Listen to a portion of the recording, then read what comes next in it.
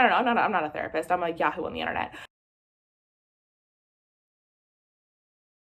Hey nerds, it's Michaela, back in with another video. It's kind of early, so the lighting may change as I record this. But like I said, it is early, so I do have some tea. It's actually like just freshly brewed, so it's a little too hot, but I have it in my Buffy Oil Patrol Tonight mug, courtesy of my pen pal Carolyn. Thank you, Carolyn. And today I just wanted to have a little chat about Goodreads. So it is December as I'm recording this, and possibly as you are watching this. And one thing people like to talk about a lot during December is New Year's resolutions. 2020 is a little bit weird in that I think a lot of people made New Year's resolutions at the end of 2019, and then 2020 showed up at the door like, hey, here to fuck up all your shit. So I would understand if this year people were a lot more hesitant about making New Year's resolutions or goals or general plans in the realm of the future.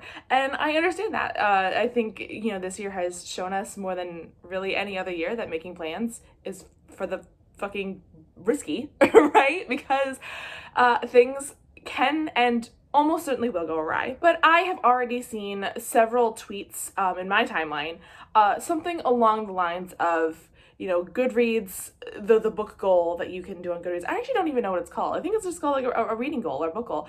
How that is, you know, essentially causes stress related to an activity that should be a stress reliever, that should just be for fun. And I totally understand where that sentiment is coming from. Like, I don't think that's necessarily wrong. So like I said, I just kind of want to talk about my relationship to setting book goals, specifically through Goodreads, and maybe some like ideas or advice or tips or whatever about how to use a book goal like the Goodreads tracker if you are so inclined to use it. So 2019 was the first year in which I assigned myself a specific book goal. That is a number of books that I wanted to hit. It was the same goal in 2019 as it was this year in 2020. And my goal specifically went beyond just the number. I wanted to read 100 new books. That is books I had never read before. That was my goal in 2019, and that was my goal in 2020. And in both years, I have succeeded. Prior to 2019, I would, on occasion, if I were so inclined to set myself New Year's resolutions, which I personally don't do often, one of my New Year's resolutions would typically be to read more. And for me, that was admirable enough a goal to put down, but like vague enough to not feel bad when I inevitably didn't do it. Which is why come 2019, I set such a specific goal. I was like, I'm not fucking around, I'm gonna put this number on it. And I personally put that second layer of 100 new books on it because I just didn't want to reread things I read before. I wanted to be exposing myself to new authors, new narratives, new genres, new ideas. Like, I wanted reading to serve a purpose beyond just fun. That was me personally. If you only want to read for funsies and to have a great time and to like escape the hell that is this world, that's totally fine. I'm not telling you that you can't do that. For me, my priority was exposing myself to new things. So I chose Goodreads to do this because I really like the way that Goodreads invites you to keep track of things. You can kind of put in as much information as you want. As someone with a master's degree in information who has spent a lot of time thinking about like systems and databases and compiling and tracking information, I find Goodreads to be sort of the perfect blend between very useful in terms of the information it keeps and very user-friendly in terms of interacting with that information. I understand that some people don't particularly care for Goodreads, and like that's totally fine. You don't have to use it. In 2019 and the first half of 2020, before things spiraled out of control, I was simultaneously keeping track of every book I read in my bullet journal, which is a practice I do hope to pick up again in 2021. I fully abandoned my bullet journal in like April, so I'm changing things come 2021, but that is a different video. So I had things in my Goodreads and things in my bullet journal. That's how I chose to keep track of how many books I was reading. Again, if you set a book goal, how you keep track of things is entirely up to you. But it was fun for me. You know, it was fun to, when I finished a book, I would go in, I would find the book, I would rate it, and I would, you know, add the date I finished. I don't personally use start dates. I don't use Goodreads for keeping track of books that I want to read or that I am currently reading, right? It is simply I have finished a thing, put it on the list, right? That's all I use it for. So I think people feel this pressure to use all of the aspects of Goodreads and to fill out every single field and to be as complete as possible. You don't have to do that. Like, you can just use Goodreads, the parts that you like. I like keeping track of the genres I read. You know, I have a lot of different bookshelves. Actually, at one point, I do want to make a video sort of going over my Goodreads shelves and like how I created them and what I use them for. If you're interested in that, please let me know. I also really like, after I finish reading a book, going to the reading challenge, that's what it's called, reading challenge. Going to the reading challenge tab, either on my phone or on the laptop, and, you know, seeing how close I am. I like that. That's fun for me. If that's not fun for you, don't do it. But I like it. But I wanted to get back to that point I made earlier, where some people expressed that tracking the number of books you read is stressful. And like I said before, I think that is fair. I can only speak from my personal experience. And my personal experience is when I read more books, whether I am meticulously keeping track of those books or I am just cognitively aware that I am reading more, I feel good about myself. And when I read fewer books, again, whether I am tracking that information or whether I am just aware of the fact that I am not reading a lot, I feel bad about myself. For me, the act of tracking does not affect that reality, right? Read more, feel good. Read less, feel bad. That's me. So for me, the solution to that problem is not stop tracking. The solution to the problem is separate self-worth from the act of reading, which can be very hard if you are a reader, if you are a person for whom reading is part of your identity, for whom books and stories and narrative and language, if that is part of your identity, if that is part of the things that fulfill you and that bring you enjoyment, it can be very hard to separate that from your self-worth. But it has to be done. Like, you're not a bad person if you don't read a lot. I am recording this on December 10th, and so far I have read about 200 pages of one book and I think like 6 issues of comic books, and that is all I have done this month. And for me, that feels like a failure. But that is not the fault of Goodreads. That is the fault of me. That is the fault of me putting this pressure on myself. You know, that is the fault of me wanting to have material to talk about on this channel, right?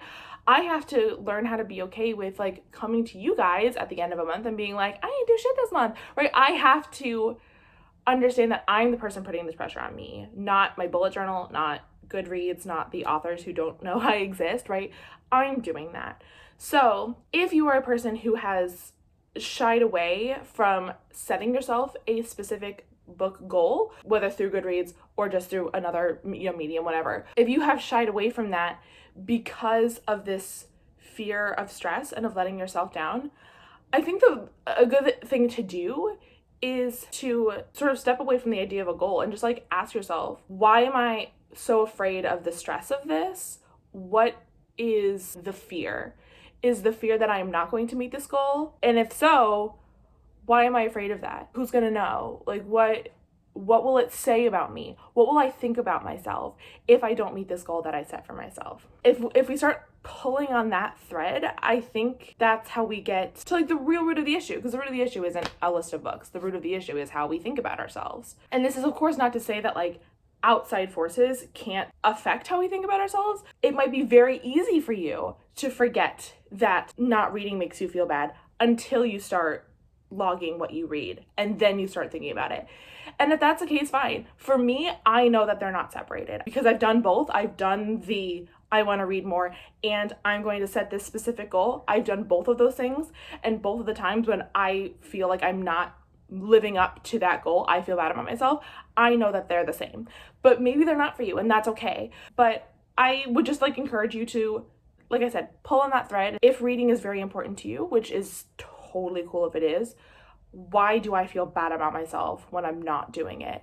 or why do I feel like a failure, or why do I feel like I'm dumb, or why do I feel like I don't belong in book spaces, whatever it is for you, pull on that thread and see where it fucking takes you. Like, I don't know, maybe you'll get to the end of it and you have no idea.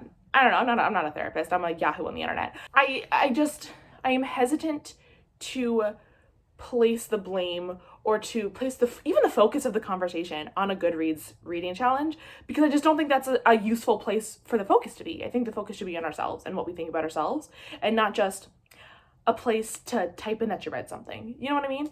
But I don't want to sort of like leave you with that. I think that's really unsatisfactory. So I have some ideas, if you would like them, for how to set yourself a reading goal / how to use Goodreads in a way that works for you. And that's something I really want to stress. The best way to set yourself any goal in any context is to know yourself well. For example, I know that I am a person who thrives on routine. So working any goal into a routine makes it much more likely that I am going to meet that goal than if I just have to like remember every day or every week or whatever that I want to do this thing, right? It's just simply not what's going to work for me. I keep getting distracted by like people leaving for work outside my window, and I feel like a squirrel being pulled in 1,000 different directions. So for example, take stock of your life. Are you a student? Do you work a full-time job? Are you a parent? You know, do you have lots of extracurriculars? I mean, like, no one really has extracurriculars right now because there's a pandemic, but do you do sports? Are you like super passionate about video games or painting or like something that takes, you know, a good chunk of your time? If the answer to any of those is yes, yay, good. Like there's nothing wrong with that. But keep that in mind when you're setting your book goal. If you know that just because of the way that your life works, that you only have like half an hour to yourself a day that you could like reasonably spend, you know, reading, don't set yourself a 100 book goal. Don't do it. You aren't going to meet it, and then you're probably going to feel bad about yourself. I know that there's a thing, right? Like SMART goals, and they're like, one of them is like reasonable. You guys put it in the comments if you know what I'm talking about. But be reasonable with your goals. If you know beyond the shadow of a doubt that no question you can read at least a book a month, set yourself the goal of 2 books a month. Maybe it'll be a little bit of a challenge. Maybe one month you won't make it, so the next month you'll have to like push yourself to get 3. Set yourself a goal that is aspirational without being outside the realm of reality. You can have something somewhere in the middle. For me, when I set my 100 book goal, I knew my lifestyle, I knew my priorities, I knew what my work life was like, what my home life was like. I knew that the 100 book goal would be a challenge. It would be something that I had to work towards, but that I would make it. And both years I did. Both years I made it in October. So I had 2 months to spare. But set yourself a number that works with your life. You can also set yourself a time goal. If number of books doesn't really work for you, set yourself time, you know? Say like, I am going to, before bed, every night, spend half an hour reading. And however many books that ends up being at the end of the year is however many books it ends up being. But that is my commitment to myself. You know, turn off the screens, like lower the lights, get into bed, and just read for half an hour to like relax, turn the brain off. That's just as valid as like setting a number of books. It's making a commitment to yourself that you are going to incorporate reading into your life in a purposeful way and in a way that you can, you know, keep track of over time. You can be like, hey, I've done this for 14 days straight. I've done this for 60 days straight, whatever. I think the purpose of setting yourself a reading goal should not be to have an accomplishment at the end because, you know, oh, I read 100 new books this year. No one fucking cares. like truly no one gives a shit. But for me, I met the actual goal, which is 100 new stories and ideas and perspectives and lives that I have now given myself. I have given myself access to these things. I have achieved that goal. Not just 100 books, but 100 new things. 100 new things. New things are so cool.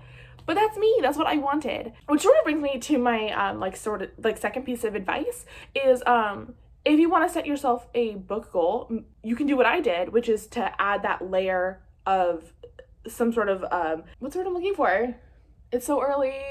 Like criteria, like this like second level of criteria on top of it. So maybe you are a voracious reader, but you're the type of person, like, you only read YA fantasy. Like, that's all you read, and you know that's all you read, and you do want to, like, you know, extend out there, read something a little bit different. So maybe you pick 12 different genres of book, and your goal is to read one from each of those genres a month. Not like one per month, but I mean, like, in January it's historical fiction, and in February it's science fiction, and in March it's historical nonfiction, whatever, right? Like, maybe that's your goal, is just to nudge yourself out of your comfort zone and read some new genres. And so maybe, you know, cognitively, oh, I'll read 50 books this year, but your goal isn't to read 50 books. Your goal is to read a certain number of books outside of your usual genre or your usual circle, whatever, right? That's fine too. So it could be on Goodreads, it looks like your goal is only 12 books, but you know that it's actually 12 books of a certain genre or a certain number of genres, and that's the only thing you keep track of. The rest of the stuff that you're used to reading, you don't have to keep track of that, because you know you read it anyway, and it's just like part of who you are. Maybe you want to focus on reading books by non-white authors, or by queer and trans authors, or by women. Like I said before, getting in those new perspectives and those new voices into your life, into your brain. So that's what you focus on. You know, it's not just the number of books you read, but it's the number of new authors and the new voices that you're reading. Think about what your priorities are. Think about maybe what comfort zone you live in, or what unintentional biases you have in the books that you're picking off the shelf or out of the library, and think about how you can really purposely, intentionally break yourself out of those ruts. And that can be the thing you keep track of. Maybe because we're in a pandemic, you and your best friend can pick a book together, maybe one book a month, outside of your own reading schedule, whatever you want to do on your own time, but you guys agree on a book every month, and you know, you read it by a certain date, and then you have a Zoom book club together, and you just talk about this book and like how it made you feel and all of this stuff. And that's what you keep track of. There are so many more things you can set as goals for yourself in the realm of reading beyond just number of books. And you know what? If at the end of all this you're still like, nah fam, I'm not interested, then don't do it. Like, that's totally fine. I'm not saying that everybody should or has to participate in a reading challenge or reading goal or anything like that. I just want to sort of offer a different perspective on a Goodreads challenge, because I think people assume that it's competitive or a way to show off. Before I started this booktube channel, like, nobody followed me on Goodreads, and even right now it's only like a handful of people. Like, no one cares what I do on Goodreads. I don't talk about what I do on Goodreads. I talk about books on here because this is a book related medium, but like in my life, you think I'm going around telling people in October I met my 100 book goal for the year, so fuck off. No, I don't do that, because no one gives a shit, right? No one cares that I have done this. It is not a point of personal pride for me. It's just, I had a goal and I met it, and then I continued to read. I think I'm now at like 111 or something like that. I don't remember.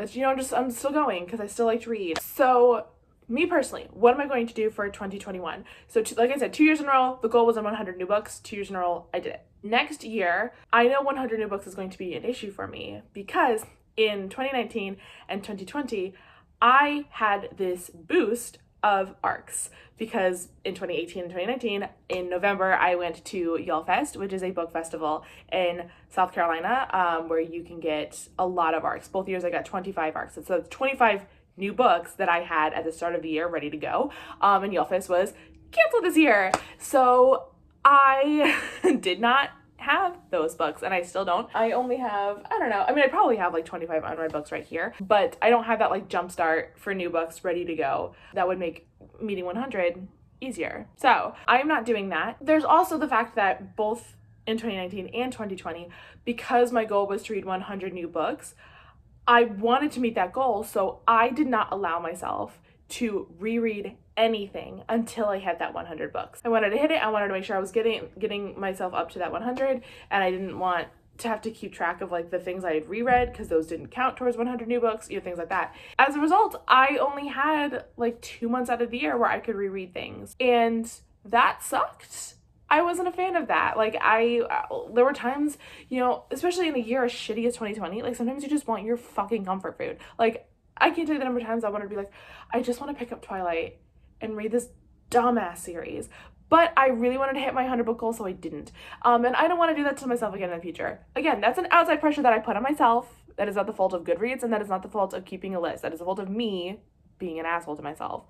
So I don't want to do that to myself anymore. So my goal for 2020 is 150 books, which is a lot. It sounds like a lot, but I am working from home, at least for now. So at least I have more time to read, theoretically. What did I say? A, B, 2, whatever. I am not limiting myself to new books. It's all books. So if I just want to fucking reread all of Twilight in one weekend, that's 4 books in 2 days, you know what I mean? And C, I am getting into a much better groove with reading comics. So, you know, comics, a certain number of issues will make up a book, and it's a little bit easier to read. You know, I can get done 10 books in 1 month just of comics, not even of other stuff, and it's not terribly difficult. So I don't imagine that reading 150 books will be terribly difficult for me. Like I said before, it is a challenge. I will have to push myself and work hard and focus on reading, to really prioritize reading, to get myself to 150 books. It won't be a cakewalk,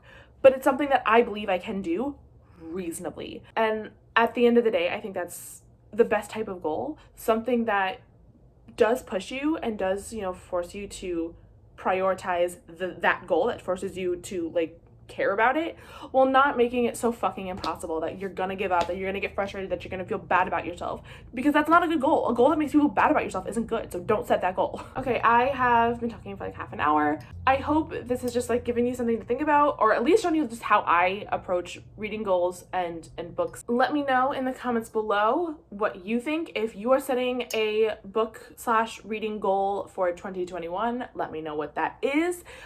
If you hate book goals or hate reading goals, let me know why. Like, I'm totally curious. It's fine if we don't see this thing the same way. You're a reader, I'm a reader. We can approach this issue differently. As long as we both love reading at the end, that's fine. Also, let me know if you don't use Goodreads, but you use something else to keep track of what you're reading, if you do. Goodreads, I think, is the dominant platform that people use. I happened to like it. I'm a little bit of a defender of Goodreads, not Amazon. I'm pretty sure Amazon owns Goodreads now, and you know, Amazon is evil. We all understand this. But Goodreads itself, I like it. I think it's fine. I think people get a little bit dramatic about Goodreads, and I'm like, it's not that serious. But just let me know what you think. I like I said, I'm very curious, and I always want to know if you guys agree with me or disagree with me or whatever. But that is all I have for you guys today, I think. I don't plan on recording a second video. The light is coming in funny now, so I should go. Okay, thank you so much for watching, and I will see you guys in the next one. Okay, bye!